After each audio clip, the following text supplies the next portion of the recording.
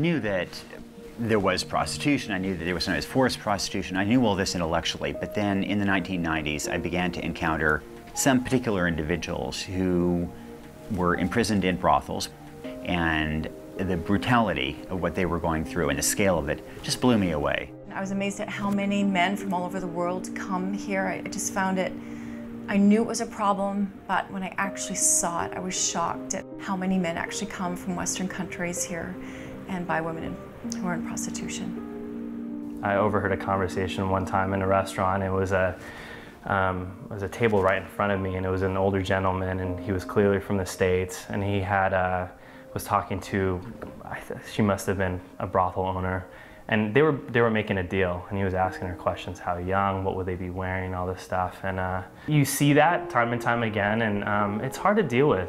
It felt very much like 19th century slavery, except these girls were all dead of AIDS by their early 20s.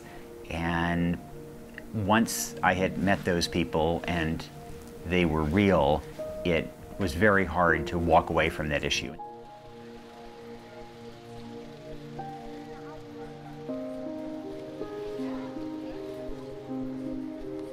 The men who come here for the Thai women are looking for a different type of woman. The Thai women are typically quite small. I think for some, there is definitely pedophilia involved. I've seen a man come into a bar and walk around the women who are on a stage dancing and look for the very youngest girl that he could find. And the girl that he wanted that night was about 15 years old. And I remember sitting there thinking, I wanted to say to him, because I felt quite upset because I saw him do that, you're a pedophile.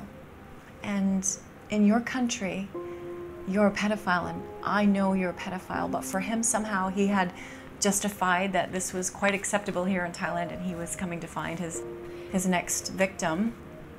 And I think he somehow made himself feel better that he was doing it because of the way he was purchasing that girl. It wasn't like she was someone he stole on the street. He went into a legitimate bar and was gonna buy a girl there. And you hear that within a lot of the Johns that are over there, where they'll come back and they'll hang out and they'll request the same woman, because it's not just a prostitute to them. You know, in the morning, a lot of times these women will do their laundry for them. And it's this kind of faux marriage, if you will. You know, to give a girl money for the night, I've heard people say, well, they like what they do. That's a show. They may act like they like to entice you to be their customer, but it's the dollar that is the motivation behind that. But the heart pain and the soul pain is so much greater than any Band-Aid that giving someone a paycheck would do. It is devastating to a society.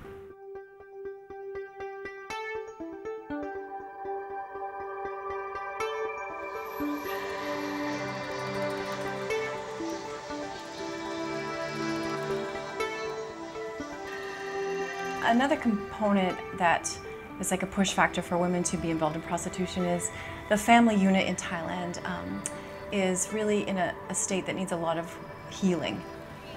Statistics say that there's 60% of marriages end in divorce, and I've also heard that 80% of Thai men also go to women in prostitution, and they encourage early exploration for their sons to investigate sex, and they do that by taking their sons to women in prostitution when they're 12 to 15 years old. And that all plays a part to not really understanding the worth of women, and it just keeps the cycle going because it becomes a normal thing here in Thailand. My aunt asked if I wanted to make money, good enough money to support my family, my child, and those taking care of my child. My aunt set me up in a massage parlor. At first I didn't know I had to have sex with the customers. But then my aunt told me that if I didn't have sex with them, I wasn't gonna make any money. All I was thinking about was, how do I support my family and myself? If a man comes here for sex tourism, he not only, brings money into the bars, but that's also, there's hotels and restaurants and tours across the country, and sometimes they take girls for more than a night, maybe a weekend or a week or a month as a companion. And when they do that, they're going on outings and they're buying things for the girls. So money is being poured into the economy through those different ways. I think there's a misperception sometimes that the traffickers are basically evil people trying to do evil things. And essentially they are just ruthless business people. And you can make a little bit more money if you kidnap rural girls and lock them up in brothels than you can if you steal motorcycles. And in Cambodia in particular, I spent a lot of time with some of the brothel owners trying to understand their business model, their psychology. And one of the brothel owners in particular I spent a lot of time with, she's just a profit-maximizing businesswoman. And she found she could make a lot of money buying these rural girls and selling their virginity. Each of the girls can do that's special. This girl does this well. Her job is to take care of the women, but also promote and advertise the girls' abilities. On some of the streets I'd work on, the customers would hardly ever give me money. They'd simply rate me.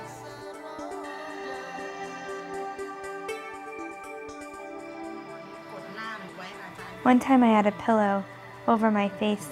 As the customer pressed down on it, he raped me. It was very scary. As long as there is demand, there is going to be supply, and as long as women are responsible for caring for their families and not know that they're worth anything, they're going to make this kind of choice. But inside, it eats them up and makes them feel like they're worthless. The more I reported, the more it confirmed my impression that this is one of the great human rights issues of our time.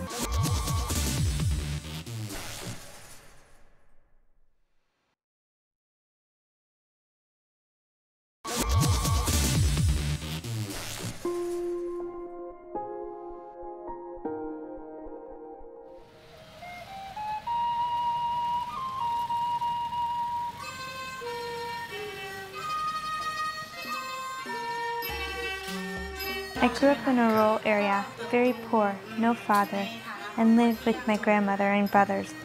My mom had gone to Bangkok to work, so I really didn't get to see her until I was about 10 years old. At that time, my mother came back, but died shortly after of AIDS. I went to Bangkok when I was 14 years old to work. When I first came to Bangkok, I would sell papaya salad with my aunt. I got only 80 baht a day. That's less than $3. Then I got a job working in a factory. I had to do all of this under the radar. I was only 14, so my work had to be done in secret. I spent my life from 14 to 15 doing what normal teenagers do. Drinking, having boyfriends. I didn't pay much attention to what was happening to my family up country. I got pregnant when I was 15. My boyfriend was a drug dealer. And when my baby was born, he wasn't responsible. I had to work extra hard just to be able to take care of the baby. I was still trying to do two things, be a mother and a teenager who has to work. It was a very difficult time. I was embarrassed about what had happened, and I didn't even tell my grandmother. At times I would take medicine just to sleep. Sometimes I would take medicine trying to kill myself. It was that bad. Eventually I did take my child to be with my grandmother. All I was thinking about was how do I support my family and myself.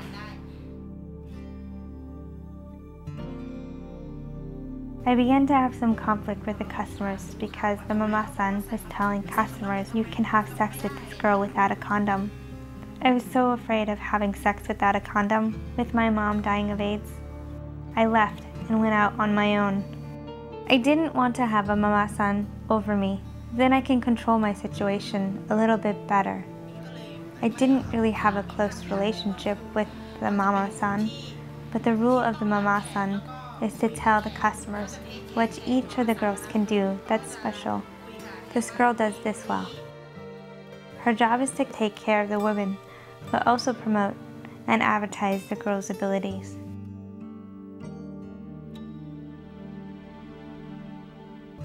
On some of the streets I'd work on, the customers would hardly ever give me money. They would just rate me. At first, not knowing the customer's language was a difficult thing. They're not all Thai people. Many of them are Middle East and former Soviet Union.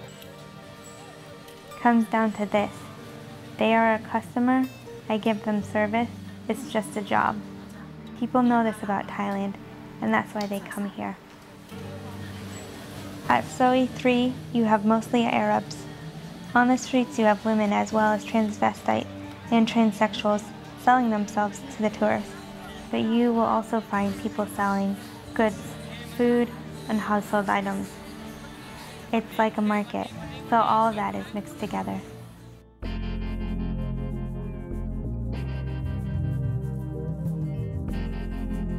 At that time in my life, I was making a lot of money, and I was very glad.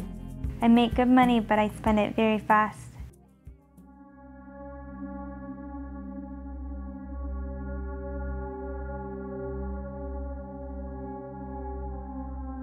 There was actually a 2-year period where I was off the streets because there was a man from Turkey who brought me under his care. At that time, I was also taking lots of drugs. He took care of all my needs and expenses. I never knew what he was doing. I would ask him, but he would never tell me. Eventually, he was arrested because he had overstayed his visa. He was put in jail and I was forced to go back onto the streets. After I was with the man from Turkey, I was back on the streets, and it was terrible because I didn't have the customers that I had before. I had some African customers that would pay me or would pay me very little. They would rate me. I wasn't getting anything financially, at least enough. Once I was put into the bathroom and thrown into the shower, he was pouring water all over me. It doesn't do any good to tell the police because they wouldn't do anything. Since I'm selling services, the police wouldn't help me. When I was working in Soy 3, I didn't think about anything except, I've got to get money and take care of the family. So I'm on the street and I don't know how to pray, but I'm basically praying saying, God, if you're real, find me a job where I don't have to do this anymore.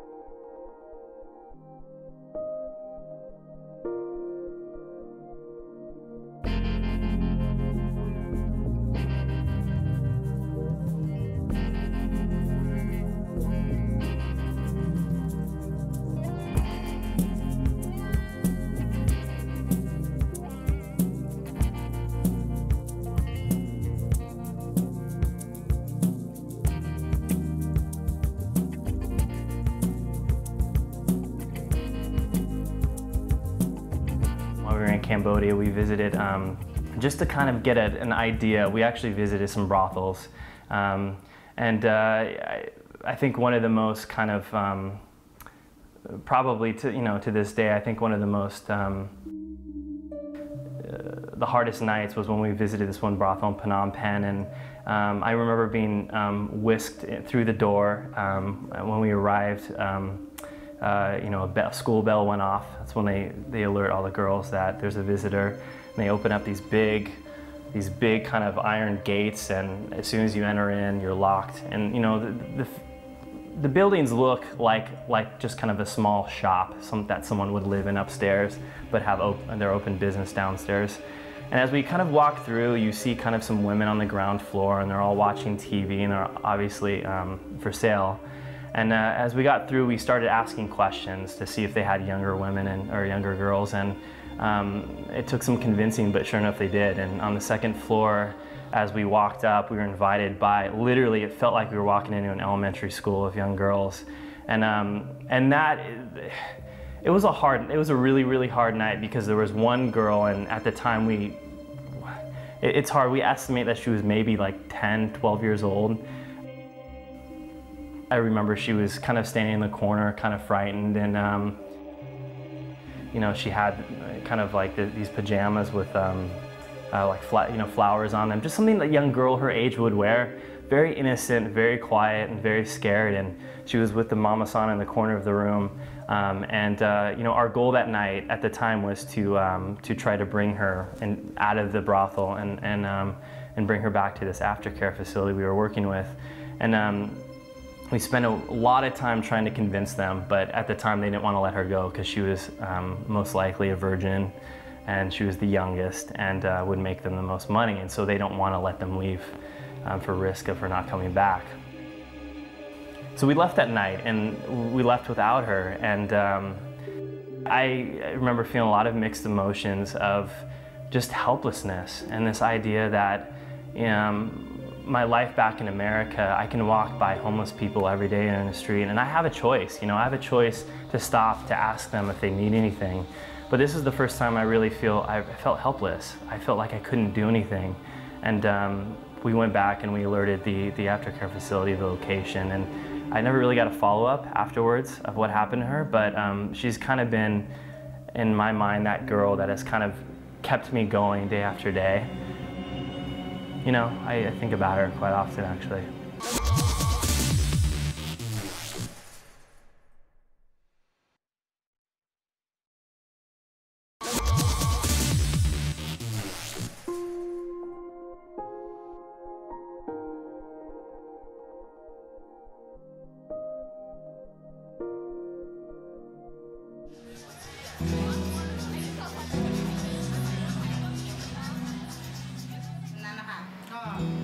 I met a woman, and she told me that I should go and apply for a job at a place called Nightlight, which is what I did. This has been a part of answering every problem in my life. Nightlight exists to address the complex issues regarding human trafficking and prostitution. And the way they address those issues is by providing employment opportunities, skills training, unconditional love, counseling, daycare for women's children, and it really helps them get out of the sex industry and then to train them and help them to work through issues regarding the sex industry, abuse, abandonment, misunderstanding of love, over a long process, helping them with health care, how to raise, skills how to raise their children, and just giving them many, many opportunities that they would never have if they were not brought out of the sex industry. I think it's really important that these women actually have skills. We want to give them opportunities to grow, to mature, to actually learn not only business skills, but to learn life skills as well. Those skills are transferable, and we think that's really important on their journey towards restoration. I want you to know that even though I came to Nightlight and got off the street, it didn't make my life easy. In fact, it caused a lot of misunderstandings. My family up country wants to know why I'm not sending all this money anymore. Things became a problem. It wasn't easy. It was very difficult. It was a sacrifice to make this change. But then, I did see that I have value and great worth. It doesn't mean that it's easy, but what I know now I didn't have before is hope.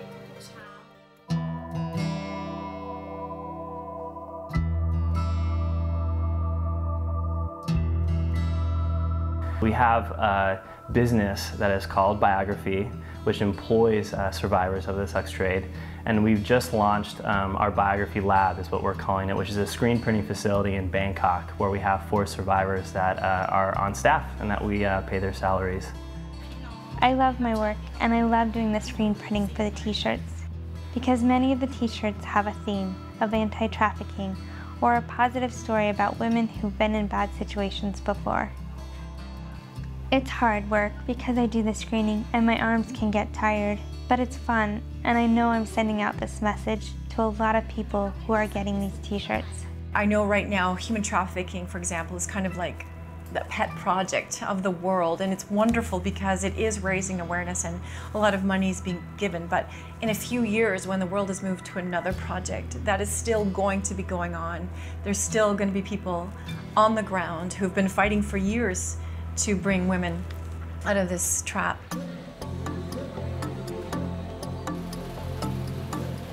This is an issue that I'm pretty hopeful on, partly because I've seen the progress in Thailand, in Cambodia, even to some degree in India.